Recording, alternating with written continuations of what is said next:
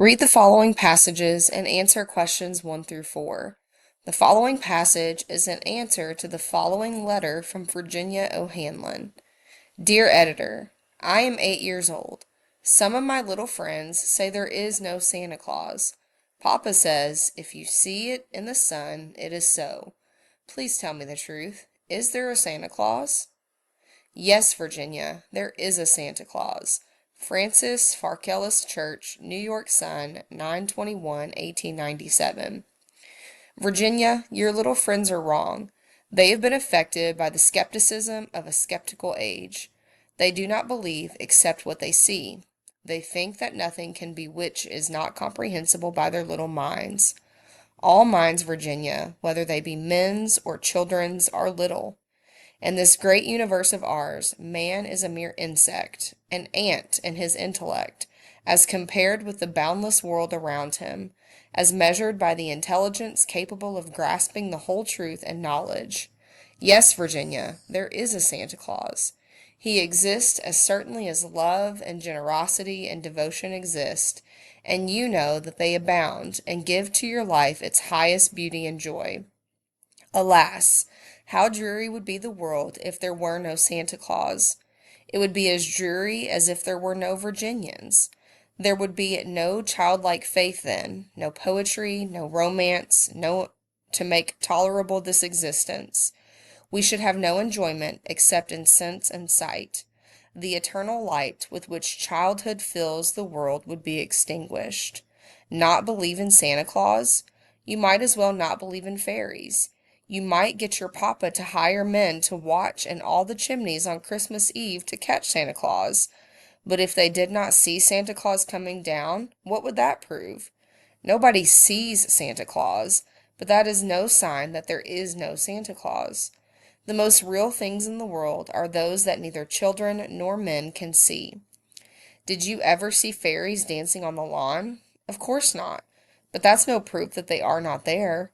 Nobody can conceive or imagine all the wonders there unseen and unseeable in the world. You may tear apart the baby's rattle and see what makes the noise inside, but there is a veil covering the unseen world which not the strongest man, not even the united strength of all the strongest men that ever lived, could tear apart. Only faith, fancy, poetry, love, romance can push aside the curtain and view the picture, the supernatural beauty and glory beyond. Is it all real? Ah, Virginia, in all this world there is nothing else real and abiding. No Santa Claus? Thank God, he lives and he lives forever. 1,000 years from now, Virginia, nay, 10 times 10,000 years from now, he will continue to make glad the heart of childhood. Number 1. The passage above is A. An explanation, B. An argument, C. A description, D. A testimonial.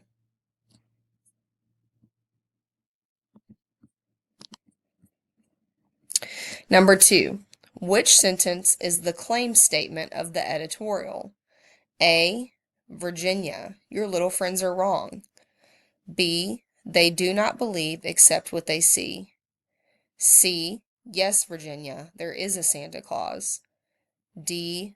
Alas, how dreary the world would be if there were no Santa Claus.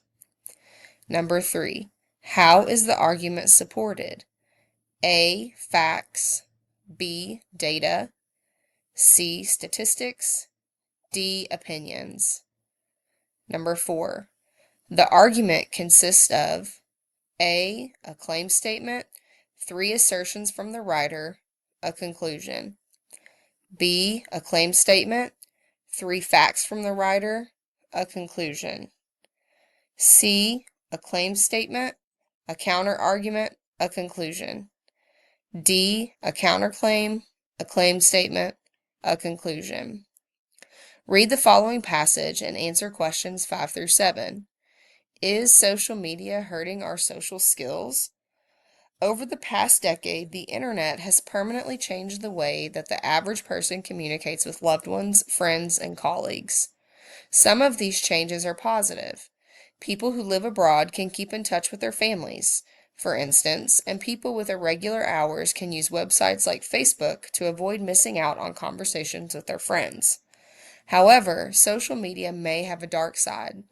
Education website schools.com and social website Badoo recently compiled research to create an infographic that shows some of the ways that social media changes the ways that we interact and how we've created a distressingly strong connection with websites like Facebook.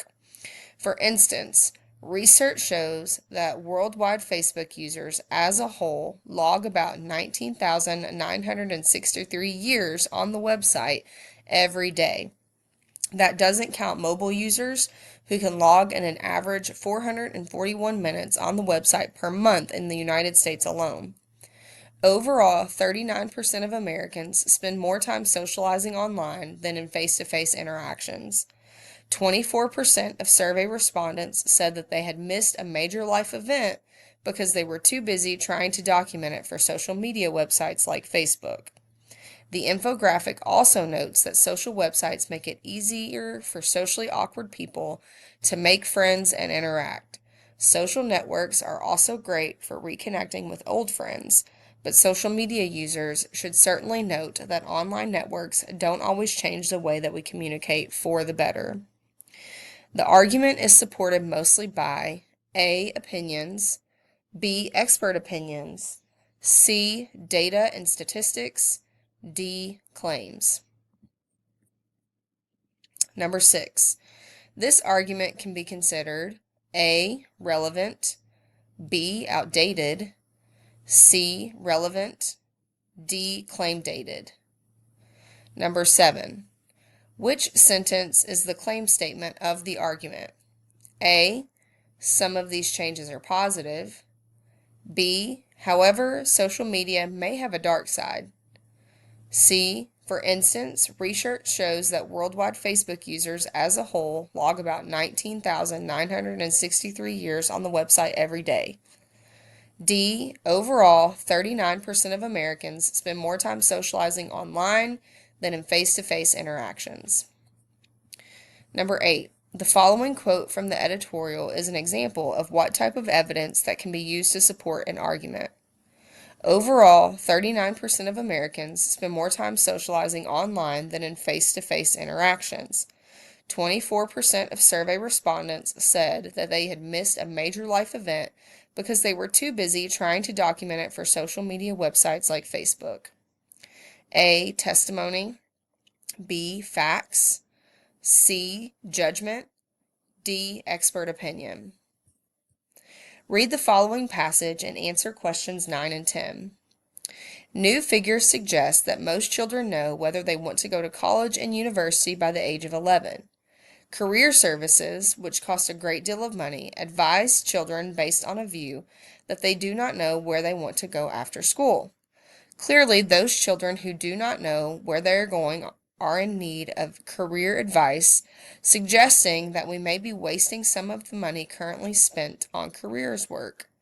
We can reduce the amount of money spent on careers work. Number 9. Which sentence is the claim statement for this argument? A. Most children know whether they want to go to college. B. We can reduce the amount of money spent on careers work. C. Careers services cost a great deal of money. D. We may be wasting some of the money currently spent on careers work. 10. Which of the following pieces of evidence, if true, would strengthen the above argument? A. 80% of those who said they wanted to go to college did go to college.